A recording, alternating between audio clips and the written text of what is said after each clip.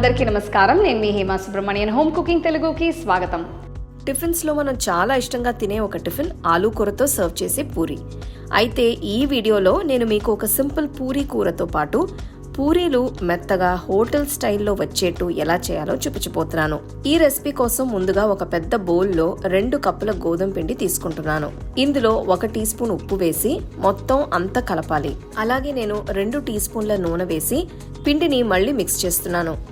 ఇవన్నీ బాగా బ్లెండ్ అయ్యేట్టు చూసుకోవాలి. ఇప్పుడు ఇందులో కొద్దిగా నీళ్లు పోస్తూ పిండిని కలిపి పిండి ముద్దని తయారు చేయాలి.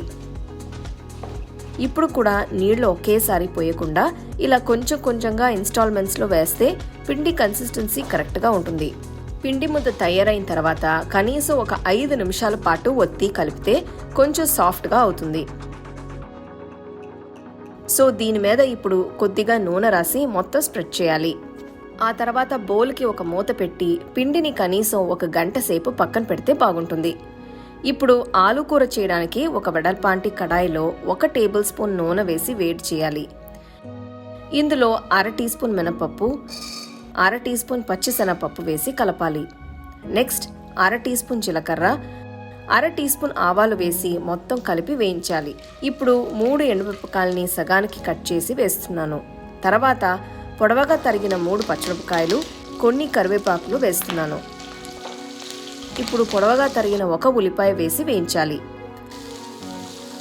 ఇందులో 1 టీ స్పూన్ మెత్తగా దంచిన అల్లం, 1 టీ స్పూన్ ఉప్పు, 1/2 టీ స్పూన్ పసుపు, 1/2 టీ స్పూన్ ఇంగువ వేసి మొత్తం కలపాలి.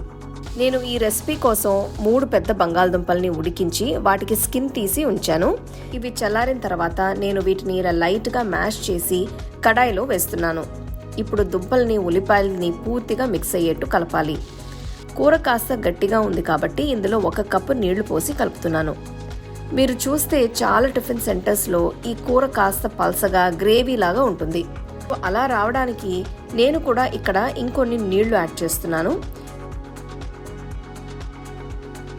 ఈ పాయింట్లో కడాయికి ఒక మూత పెట్టి ఒక 5 నిమిషాలు కూరని ఉడికించాలి. 5 నిమిషాల తర్వాత కూరల్లో ఫ్లేవర్స్ అన్ని చక్కగా బ్లెండ్ అయ్యి ఉంటాయి. ఇప్పుడు ఒక చిన్న బౌల్లో 2 టీ స్పూన్ల శనగపిండి వేసి అందులో కొన్ని నీళ్లు పోసి కలపాలి. ఈ మిశ్రమాన్ని ఉండల్లాకుండా కలిపి కూరలో వేస్తే కూర బయట చేసినట్టే థిక్గా ఫ్లేవర్ఫుల్గా వస్తుంది. సో దీన్ని ఇంకొక 2-3 నిమిషాలు మరిగిస్తే బాగుంటుంది. చివరగా చిన్నగా తరిగిన కొత్తిమీర వేసి కూరని బాగా కలిపి పొయ్యి కట్టేయచ్చు. అంతే, పూరీలోకి సింపుల్ ఆలు కూర తయారైనట్టే. దీన్ని పక్కన పెట్టుకోవచ్చు. సో 1 గంట సేపు తర్వాత చూస్తే పిండి చాలా సాఫ్ట్గా అయ్యి కనిపిస్తుంది. దీన్ని చిన్న చిన్న ఉండలుగా డివైడ్ చేసి పక్కన పెట్టాలి. మరీ పెద్ద ఉండలు కాకుండా ఈ సైజులో ఉంటే సరిపోతుంది. ఇప్పుడు ఒక బాండీలో వేయించడానికి సరిపడా నూనె పోసి వేడి చేయాలి. సో ఒక పిండి ముద్దని తీసుకుని కొద్దిగా పిండి చల్లి మరీ మందంగా కాకుండా మరీ పల్సగా కాకుండా ఇలా మీడియం థిక్నెస్లో ఉండేట్టు ఒత్తాలి. ఇంకొక విషయం ఏంటంటే వీటిని ఒత్తిన వెంటనే వేస్తే బాగుంటుంది, లేదంటే ఈ పిండి మరీ డ్రైగా అయిపోతుంది.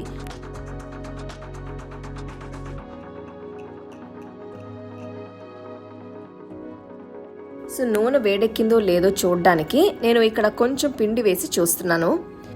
ఇది వేసిన వెంటనే చక్కగా వేగి పైకి వచ్చేసింది కాబట్టి నూనె వేడెక్కినట్టే.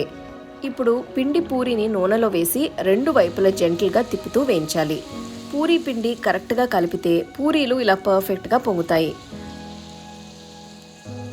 సో ఇది 2 వైపులా గోల్డెన్ బ్రౌన్ రంగులోకి మారిన తర్వాత బయటికి తీసేయచ్చు.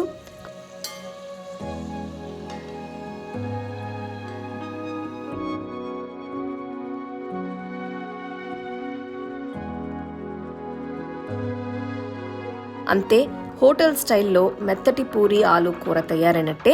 వీటిని వేడివేడిగా సర్వ్ చేసుకుంటే చాలా బాగుంటుంది.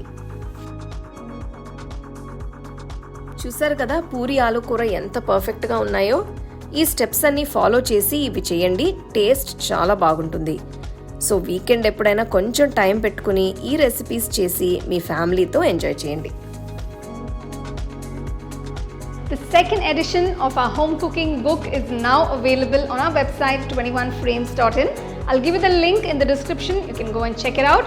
The book is currently available only in India for now, so you can place your orders on 21frames.in.